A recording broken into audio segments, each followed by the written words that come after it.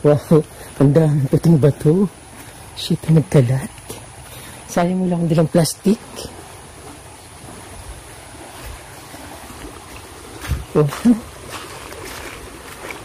Mamaya pag wala ng ulan.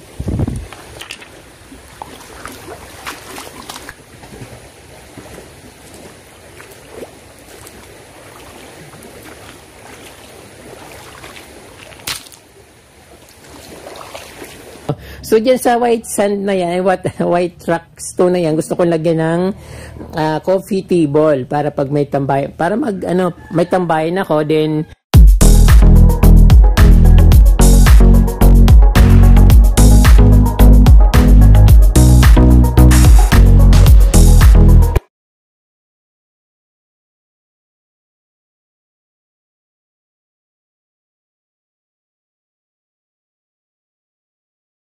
oh my God! Kahit pala limasin ko, hindi ko rin pwedeng dahil mas mataas yung tubig sa labas.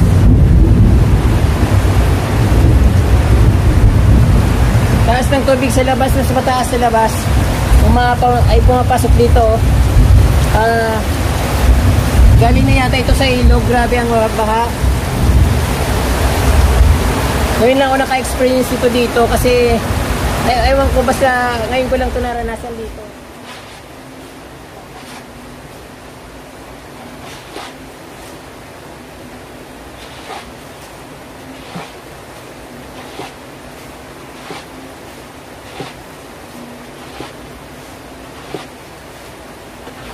Dito sa lugar na ito, punong-puno ng tubig kagabi. So although hindi ako lumabas, kasi nandun ako sa bahay, abala ako sa paglilimas ng tubig sa tubig baha. Kasi saglit lang nawala mga after bumaha ng punong-puno, after mapuno yung kubo ko, siguro mga 20 minutes wala na yung tubig. So naiwan yung putik. Kaya halos 3 oras akong naglinis doon sa loob ng kubo kahit maliit lang. Kasi yung tubig nandun saka yung putik na iwan. So ngayon yung gusto kong makita kung anong nangyari sa ilog. Kasi excited ako kapag nagbabaha dito sa amin dahil yun nga pag katapos ng baha nakikita ko yung yung mga puting bato naglilitawan, parang sarap pulutin. So ngayon titingnan ko kung meron. So, this viewing pa rin dito yung pag naglalakad-lakad dito sa paligid kasi para kang nagta-travel eh. Parang mga Malabatanis yung sitting ng namin dito. Landscape. At napakaraming nalunod na baka. At kalabaw. Ewan ko lang kung may kalabaw na nalunod kasi yung kalabaw marunong lumangoy eh. Hindi ko lang alam yung baka kung lumalangoy din yun. So, yan dito sa lugar na ito, punong-puno ng tubig to. Parang dagat na siya.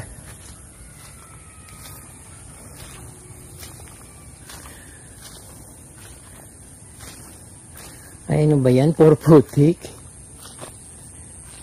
Kala ko damo, lang tumababaw.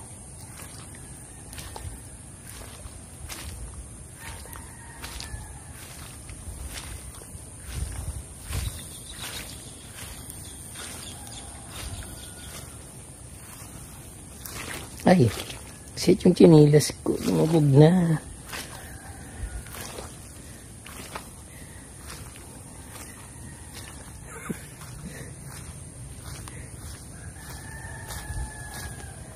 Ayun, malalim pa, hindi pa pwedeng mamulot ng mga ng puting bato. Malakas pa yung agos at malabo.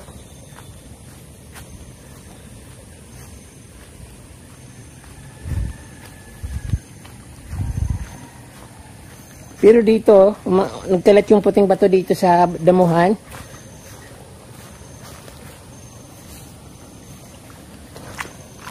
Wow, dami.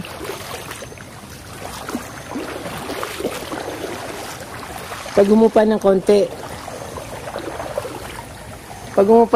pupunta ako dito. Siguro, kasi madilim eh. Parang maulit yung malakas na ulan kahagabi eh. Sana man lang araw nangyari yun, at least na nakapag-ano ako dito. Na-cover ko yung gaano karami yung baha na dumating na dumaan dito. So, ito punong-puno yung punong-puno pa rin yung ilog. Although, hindi naman ito kalakihan na ilog. Pero pag bumaha dito, sobra talagang umaabot doon sa taas. Maraming puting bato nagkalat, kaya lang wala akong dalang lalagyan. Pakatapos na lang siguro ayun ang daming batong puti na bato.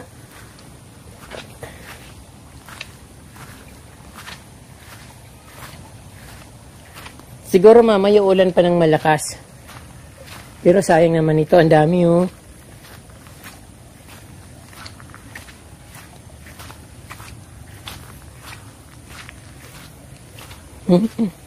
Ang saya.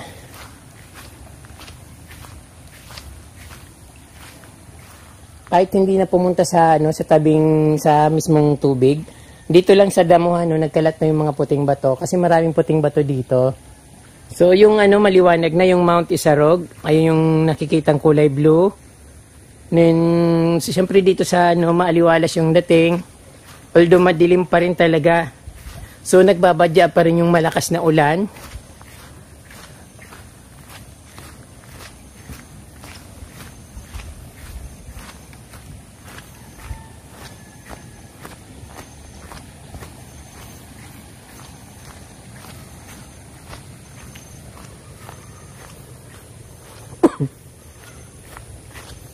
Ano to, puting bato? What is this? Chicharon? Ay, ng palaka. Itlog ng palaka. Ay, marami pang tubig. Hindi pa pwedeng kumuha. Wow, ang dami puting bato. Shit, nagkalat. Sayang mo lang akong dalang plastic. Oh. Mamaya pag wala ng ulan.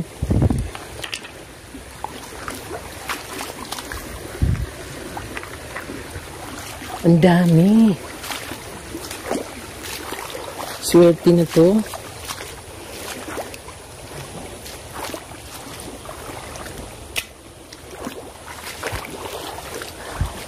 Sarap mamulot ngayon.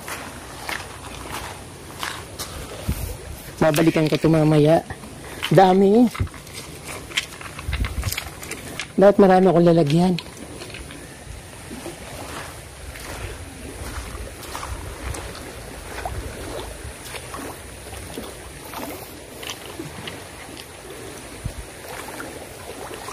Dami. Umuulan babalik ako mamaya.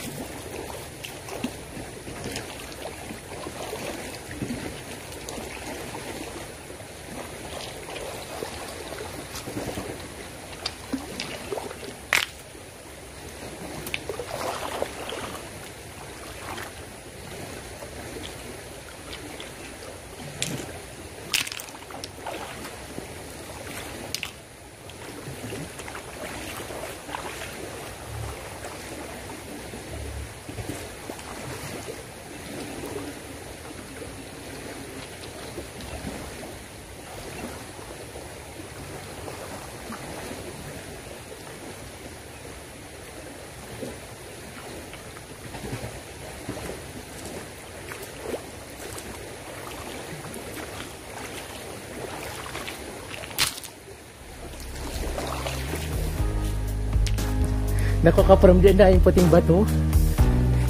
Kung nandito lang kayo, kung malapit lang kayo dito, naku, sabay-sabay tayong mamumulot ng puting bato sa ilog. Siguro magagawan tayo, ang lalaki pa, ang gaganda. Yung makikinis na bato talaga.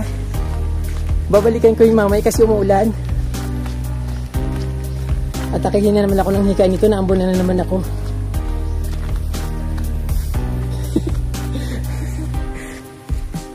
Ang saya-saya. Kahit ako mag-isa dito ka from day, masayang-masaya ako.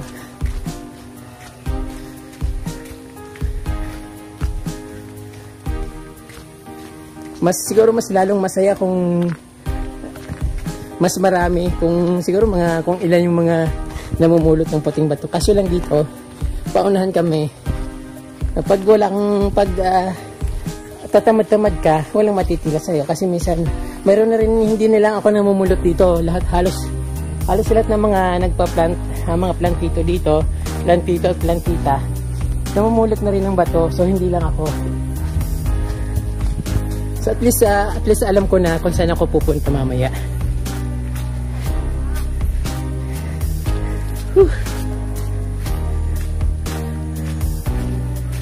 So ayun ka-from D, nakadami na naman ako ng puting bato. Medyo nakakuha kagad ako habang mataas yung tubig. Kumuha na ako kasi alam kong maraming kukuha. So ngayon ang daming ang kumuha. At syempre nauna na ako. So dito ko siya ilalagay sa aking sa backyard garden. Kasi mayroon akong inaayos dito na pinapa-expand ko ng konti para medyo lumawak yung ito yung may mga ano nito. Tinanaman ko to ng kutsarita na kulay variegated na puti yung kutsarita. Kaso lang hindi siya gumaganda. Katulad ng nakita nyo, parang hirap na hirap siyang umusbong kasi yung lupa dito ay yung malagkit. So galing sa yung deposit na sa CR na hinukay. So yun ng tinambak ko dito, kaya yun parang yung lupa malagkit at matigas. Kaya yun, lalagyan ko siya ng yung puting bato para mag-expand yung ko dito, yung parang lumawak siya. Kasi ang bala ko dito ka-from D ay lalagyan ko ng dito, coffee table. So ayun, medyo malawak na nga. Coffee table. Then yun, sa gitna may coffee table na ilalagay ko. So, dream ko lang yung ka-from D just in case na magkapira ako. So, yun ang una kong bibilhin. So, kasi matagal ko nang pinapangarap yun. Para pag may pumunta na ka-from D dito, mayroon akong ma-entertain ko sila. Kasi pag ang daming pupunta dito, pag sinasabi ko pumasok sa loob ng kubo, siyempre hindi sila papasok kasi kwarto na yun eh. Parang siyempre nahiya rin siyempre yung pumasok yung mga ka-from D na pumunta dito. So marami na silang pumunta dito. So yung ka-from D, yung gusto kong maglagay dito ng coffee table sa likod ng aking kubo. Kasi napakaganda niya na at kunting na lang expand at talagang niya, parang kang nasa travel anong tawag doon? Para kang nasa tourist spot ng dating. So, hindi masyado pang magaganda yung halaman. Kasi maulan. So, yung mga, ko dito, tinatanim ng mga croutons, lumalaki na siya. Then, yung mga, ko nga, ang tawag to, yung gumamila na variegated white at gumamila na variegated pink, ayan, malalaki na. At marami rin akong tanim dito na halaman. Ayan, pag lumaki na siya, so, magaganda na yan. Then, parang gusto kong gawing ito, parang masarap gawing coffee shop dito kasi parang yung tambayan kasi napakaganda ng scenery, yung ambience na parang kang nasa beach. Ayun, katulad ng nakikita nyo. So, dyan sa white sand na yan, white rock stone na yan, gusto kong lagyan ng coffee table para pag may tambay, para may tambayan ako. Then, dito rin sa kinakatayuan ko, pwede rin kung halimbawa gusto kong maglagay ng mini restaurant or coffee shop, pwede rito. Then, ayun dito, tuloy pa rin yung pag-expand ko kasi ngayon maraming puting bato na lumilitaw sa ilog. So dito pwede ko rin ditong lagyan ng another table para parang kunwari parang may privacy ba, hindi sila magkakasama. Just in case silang ka-from D, iniisip ko lang na pwede ko siyang gawing coffee shop. Then doon sa bandang gilid-gilid lalagyan ko nilang ng mga halaman para medyo may privacy. So hindi nakikita ng mga tao na dumadaan. So ayan, dito yung paligid niya. Magaganda yung halaman, malalago na siya dahil maulan, pero yung iba namamatay kasi ayaw nila sa ulan. So ang ginagawa ko dito ka-from D, yung ini-expand ko yung mga white stones katulad nito. Ito lalagyan ko ng white stone dito para magkaroon ng medyo lumawak at magandang tingnan kasi pag maliit yung space, hindi magandang tingnan. Katulad nito, maganda na dito. So, papalawakin ko pa siya. At ayun, malapit na umulan kaya siguro dapat gawin ko na dahil yung panahon madilim na parang maliwanag na madilim. Ayun. So ito gagawin ko na siya.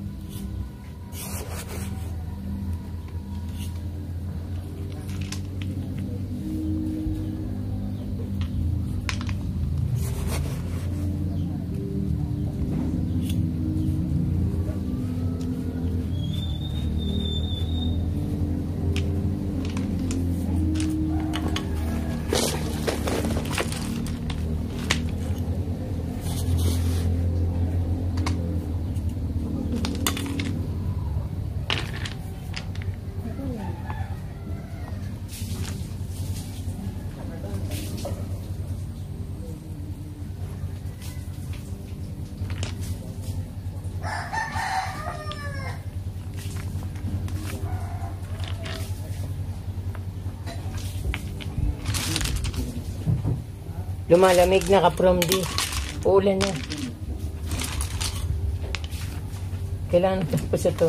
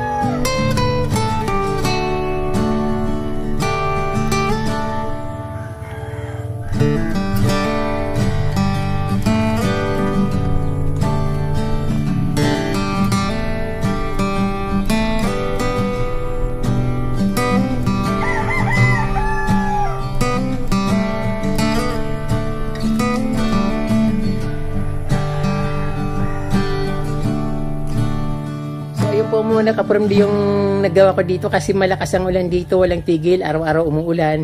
So pinakita ko lang sa inyo kung anong ginawa ko doon sa pinulot kong bato, kung saan ko nilagay.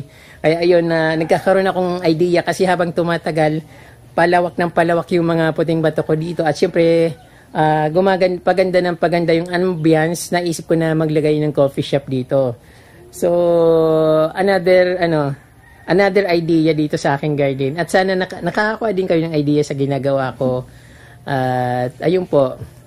Ayun po mga kapramdi, marami pong salamat sa inyong panunood. At wag po sana kayo magsawang manood ng aking mga munting video na ginagawa ko para sa inyo para maging masaya kayo. At salamat po sa inyong panunood. Huwag pong kalimutan mag-subscribe at pindutin po yung notification bell para updated po kayo sa aking mga bagong post na videos dito po sa aking Paraiso sa Gubat. Mabalos!